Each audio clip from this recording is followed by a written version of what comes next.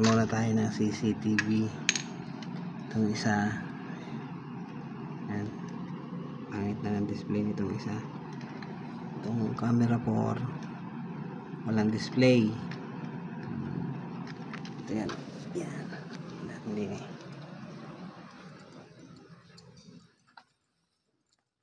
Yan siya.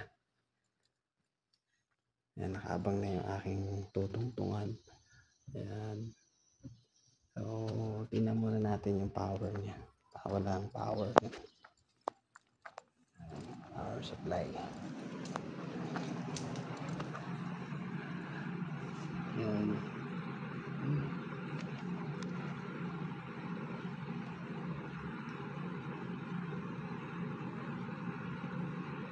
Yan, bunot lang. Nabunot lang yung yung power supply niya, yung positive line. Okay, yan, mamaya display na yan. A few moments later.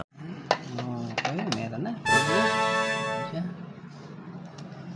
Yun, una natin tingnan ay power supply. Yun naman tayo sa isa, sa camera 2. Meron na naglolok pang isa eh. Tingnan natin yung connector, parang nag-uumido na yung connector. Try natin palitan yan.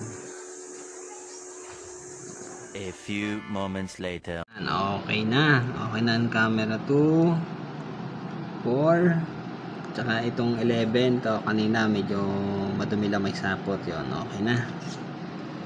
So, yan. Okay.